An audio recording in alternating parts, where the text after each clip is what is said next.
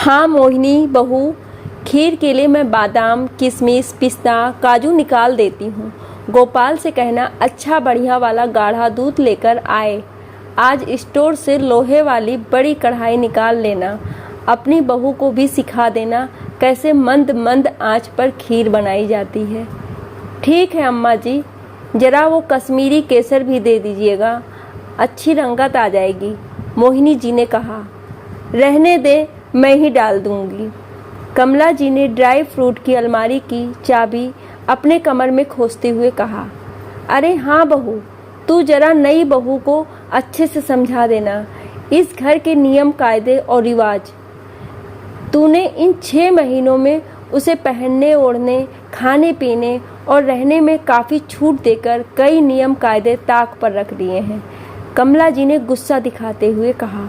अम्मा जी, अब ये आज के ज़माने की बहू है, समय बदल रहा है, हमें भी बदलना पड़ेगा। तभी हम अपनी इस पीढ़ी से दिल से जुड़ पाएंगे और उनसे परवाह और मान पा पाएंगे। देख मोहिनी बहू, मेरे इस घर के रिवाज तो मैं बदलने नहीं दूंगी। यही तो हमारे संस्कार है। कह देना नई बहू को कि उसके पिता राखी के लिए शंकर जी और मोहन जी से इजाज़त ले लें। कहते हुए कमला जी ने अपने कमरे में जाने लगी। माफ़ कीजिए अम्मा जी, मेरे भाई साहब तो हमेशा की तरह फ़ोन करके बाबूजी से इजाज़त ले लेंगे, पर नई बहू के लिए मैं ऐसा नहीं करना चाहती। मोहिनी जी ने नम्रता से कहा। क्या कहा तूने? बहुत तेरी मनमानी बर्दाश्त कर ली है बहू। इस घर में जो रिवाज चलता आया है वही चलेगा। कमला जी ने कठोरता से कहा। तब तो ये रिवाज आप पर भी लागू होता है। मोहिनी जी ने नम्रता से कहा। क्या कहा तूने? कमला जी ने मोहिनी जी को गुस्से में घूरा। यही कि इस घर की बहू को अपने भाई भाभीियों को राखी भेजने से पहले अपने सास ससुर की इजाज़त लेनी पड़ती है। इतना ही नहीं, बहू के पिता को भी अपने समधी समधन जी से फ़ोन पर इजाज़त लेनी पड़ती है कि उनकी बेटी को अपने मायके में राखी भेजने की इजाज़त दे दें। मायके बुलाना हो तो भी इजाज़त लेनी पड़ती है। मोहिनी जी ने कहा। राखी भेजने कहने के लिए बहू के पिता को हमसे इजाज़त लेनी पड़ेगी, यही रिवाज है, कमला जी ने कठोरता पूर्वक कहा। मोहिनी जी को पता था अम्मा जी से बहस करने का कोई फ़ायदा नहीं। इतने सालों से जो चला आ रहा है वो खुद मोहिनी जी भी ना बदल ना सकी, पर आज बात उनकी नई बहू पर आई थी तो मोहिनी जी ने हिम्मत करके कहा। अम्मा जी, तो फिर आप क्यों नहीं इजाज़त लेती? आप भी तो इस घर की बहू हो। कैसी बात कर रही है बहू तू? अरे मैं सास हूँ, उम्र हो गई मेरी, फिर अब मेरे कहाँ सास ससुर? अच्छा, तो फिर अब तो मैं भी सास बन गई हूँ, तो मुझे भी अब आपसे इजाज़त की ज़रूरत नहीं है। और अपनी बहू को कौन से रिवाज निभाने चाहिए ये भी मैं ही निर्णय करूँगी। मोहिनी जी ने कहा। अपनी सासू माँ से ये किस तरह से बात कर रही हो बहू? ससुर शंकर जी ने कमरे से बाहर निकलकर कठोरता से पूछा। हाँ मोहिनी, जो रिवाज है वो होगा ही। मोहन जी ने भी अपनी बात रखी। मोहिनी जी को कोई आश्चर्य नहीं हुआ। मोहन जी भी बिल्कुल अपने माता पिता की हर बात को सिर आंखों पर रखते थे। उनका बनाया गया हर रिवाज मोहन जी के लिए भी पत्थर की लकीर होता था। कमला जी ने नई बहू सुहाना को बुलाया जो उनकी पोता बहू थी और उसे इस रिवाज के बारे में कहा। बहू, अपने पापा से कह देना कि तेरे ससुर जी और दादा ससुर जी को फ़ोन करके इजाज़त लें ताकि तू उन्हें राखी भेज सके। नई बहू सुहाना, जो काफ़ी देर से अपने कमरे में से अपनी सासू जी और दादी सास की बातें सुन रही थी और समझ भी रही थी, कुछ सोचते हुए धीरे से बोली। पहले राखी है तो क्या मैं मायके हो आऊँ? इसके लिए पापा आपसे इजाज़त ले लेंगे। देख बहू, तेरा मायका यहाँ से काफ़ी दूर है, तो क्या तेरा भाई तुझे लेने समय पर आ सकेगा? और फिर मुझे भी सगुन और नेक की लिस्ट तैयार करनी पड़ेगी जो तेरे पापा को बताना है। अम्मा जी, मैं खुद भी जा सकती हूँ और वापसी में खुद भी आ सकती हूँ, या फिर ये भी लेने आ सकते हैं संडे को। इस बहाने इनका भी सबसे मिलना हो जाएगा, सुहाना ने धीरे से कहा। इसे तो बहुत कुछ सिखाना पड़ेगा मोहिनी बहू। तुम्हें हमारे यहाँ रिवाज है कि बहू को कहीं भी अकेले नहीं भेजते हैं। मायके से तुम्हारे पिता का फ़ोन आएगा इजाज़त लेने के लिए, फिर तुम्हारा भाई या पिता लेने आएंगे, साथ में शगुन भी लाएंगे और वापसी में भी वहीं तुम्हें छोड़ने आएंगे। आने जाने का दिन बता देना ताकि वह यहाँ होटल में अपने लिए कमरा बुक करा दें। सुहाना को कुछ समझ नहीं आया, लेकिन इससे पहले कि मोहिनी जी ने सुहाना का हाथ धीरे से दबा दिया और उसे चुप रहने का इशारा किया। हाँ मोहिनी बहू, तेरी दोनों नंदे राखी पर आ रही हैं। खीर के साथ ही बेसन की बर्फ़ी, बादाम आटे के लड्डू बना लेना और बाजार से घेवर और दूसरी मिठाइयाँ भी मंगवा लेना। दोनों की पसंद का सारा खाना मिलजुल कर बना लेना। राखी बांधने का मुहूर्त क्या है मैं देखकर बता दूंगी। अभी मैं और मोहन बाजार जाकर दोनों को देने के लिए साड़ियाँ और सोने का कोई आइटम खरीद लाएंगे। तब तक तुम लोग मिलकर घर को व्यवस्थित कर लो और तैयारियाँ कर लो। कमला जी की बात सुनकर मोहिनी जी छत पर चली गई। छत पर कपड़े सूख रहे थे, पर ऐसा लग रहा था जैसे दिल में अरमानों का नीर भी सूख चुका है। शादी हुए 28 साल होने को आए हैं, पर इन 28 सालों में एक बार भी अपने भाइयों को इस घर से राखी न भेज पाई। दिल मानने को तैयार ही नहीं हुआ कि जो राखी का त्यौहार भाई बहनों का त्यौहार होता है, प्रेम, विश्वास और प्यार का, तो एक राखी बांधने या भेजने के लिए भी उसके भाई और पापा को सास ससुर से इजाज़त लेनी पड़ेगी। ये कैसा रिवाज है? राखी का त्यौहार कितना पसंद रहा है मुझे। केवल अपने दोनों भाइयों को ही नहीं, चचेरे, ताऊ जी के, ममेरे, मौसेरे, फुफेरे सभी भाइयों को राखी बांधा करती थी। और तो और केवल भाइयों को ही नहीं, घर में पापा, मम्मी, दादा, दादी सभी को राखी बांधती थी। दादी कहती थी ये तो रक्षा सूत्र होता है, सभी लोग एक दूसरे की रक्षा करते हैं तो सभी को बांधा जाता है। यहाँ तक कि तुलसी जी, कान्हा जी और घर की गाय तक को राखी बांधी जाती थी। तो क्या पापा के साथ चाचा जी, ताऊ जी, फूफा जी, मौसा जी, मामा जी, इन सब को भी राखी भेजने के लिए ससुर जी को फ़ोन करना पड़ेगा? नहीं, कभी नहीं। और फिर मैंने इस रिवाज के साथ समझौता कर लिया। फ़ोन पर राखी ना भेज पाने का बहाना बना दिया। वे लोग भी शायद मेरी मजबूरी समझ गए होंगे, तो किसी ने कुछ ज़्यादा पूछ भी नहीं की। जब भी साल में एक बार मायके जाती तो चुपके से खरीदी हुई राखी अपने भाइयों को बांध देती। तब ऐसा लगता जैसे कि राखी बांधने के लिए भी किसी विशेष दिन और मुहूर्त की कहाँ ज़रूरत पड़ती है। ये तो भाई बहन का दिल से जुड़ा हुआ रिश्ता होता है, बस यही बात समझने की है। धीरे धीरे समय के साथ थोड़ा गुस्सा भी आने लगा। मोहन जी से कहा कि कहीं भी और ट्रांसफ़र ले लो, लेकिन सास ससुर ने यही कहा घर से दूर अलग क्यों रहना। पर आज से अलग रहती तो शायद अपने घर में अपने हिसाब से रह पाती। पर आज मेरी बहू का सवाल है। जो दुख मैंने झेला, जो गुस्सा मुझे आया, जो बर्दाश्त मैंने किया, मेरी बहू नहीं करेगी। आज शायद दिल एक सास की नज़र से नहीं, बल्कि एक बहन, एक माँ की नज़र से सोच रहा था।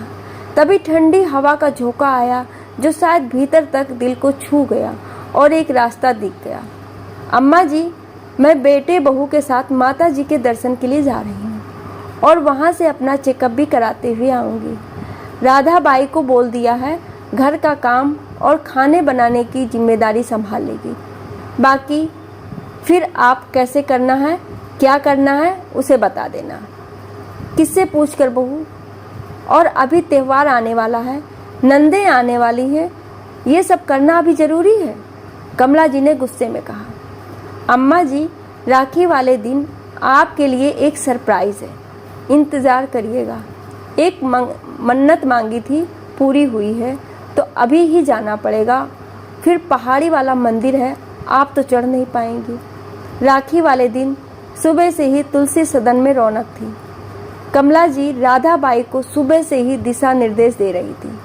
अम्मा जी, कहा था आपको मुझे जल्दी जाना है, मुझे भी तो राखी बांधनी है।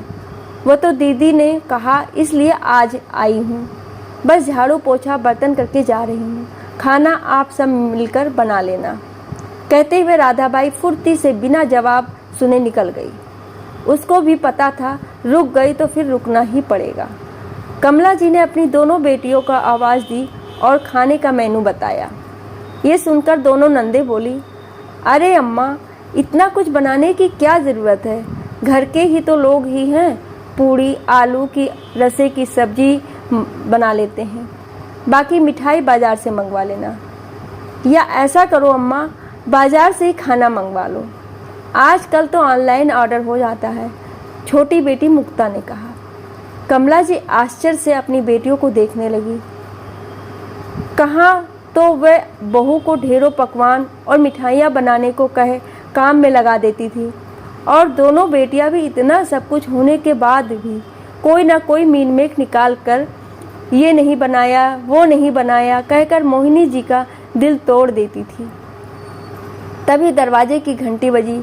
दरवाज़ा खोला तो एक बड़ा सरप्राइज दरवाजे पर इंतज़ार कर रहा था। अरे मामा जी, मामी जी, आप? मोहन जी ने चरण स्पर्श करते हुए कहा। हाँ बेटा, इतने प्यार से बुलाया भेजा था, मनुहार की थी तो कैसे ना आते। बड़े मामा जी ने हंसते हुए कहा। अरे ना जाने कितने समय से कमला दीदी से राखी भी नहीं बंधवाई है। छोटे मामा जी ने कहा। अरे आभा, मामा मामी आए हैं, खाने की तैयारी करो। ये मोहिनी जी का सरप्राइज था अपनी सासू जी के लिए। कमला जी की दोनों बेटियां आभा और मुक्ता ने आलू की रसे वाली सब्जी के साथ कद्दू की सब्जी और पूरी बनाई। मोहन जी ने बाजार से जाकर मिठाइयाँ और घेवर ले आए। कमला जी आज बहुत खुश लग रही थी। आखिर ना जाने कितने वर्षों के बाद दोनों भाई भाभी उनके घर राखी बनवाने आए थे। यही नहीं, इस रिवाज के चलते उन्होंने भी कई समझौते किए थे।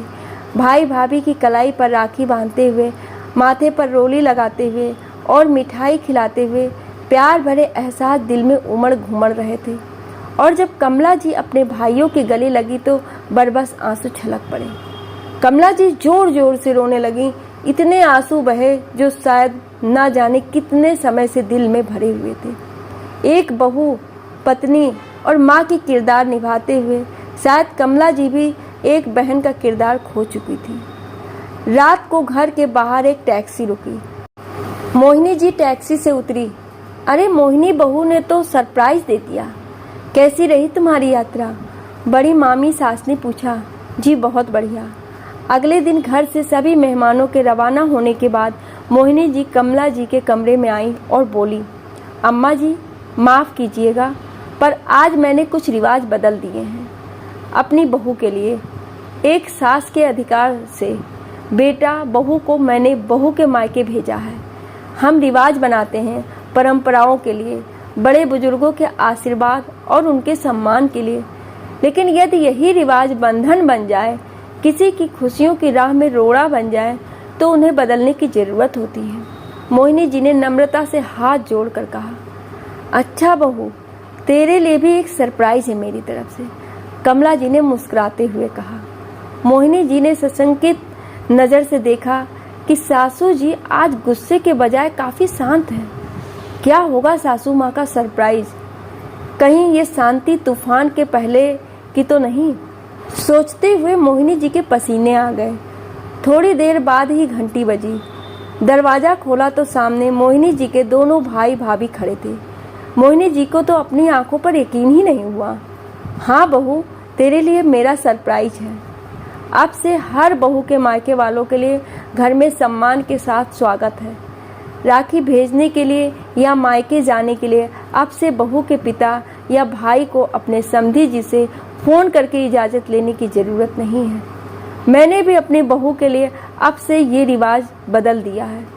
बाबूजी ज़रूर नाराज़ हैं, पर उन्हें भी समझाया मैंने, कमला जी ने कहा। तभी दरवाजे की एक बार फिर से घंटी बजी। देखा तो समीर और नई नवेली बहू सुहाना वापस आए थे।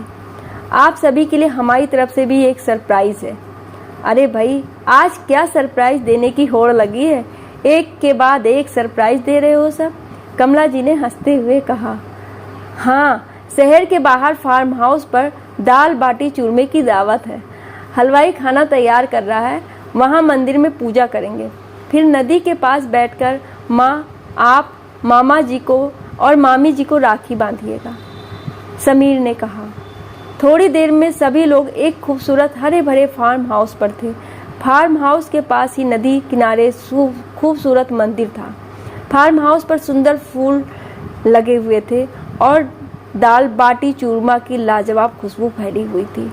अरे वाह, क्या सरप्राइज है। बहुत मन था मेरा झूला झूलने का। कहते हुए कमला जी हंसते हुए झूले पर बैठ गईं। अरे मोहिनी, तू भी बैठ। पर अम्मा जी, आपके सामने कैसे बैठूं? मोहिनी जी ने थोड़ा झिझकते हुए कहा। अपनों की खुशी के लिए हम रिवाज बदलते हैं। बस हम लोगों की ओर क्या चाहिए, थोड़ा सा प्यार, परवाह और सम्मान, कमला जी ने मुस्कुराते हुए कहा। थोड़ी देर में सभी सास बहू हंसते मुस्कुराते झूले का आनंद ले रही थी।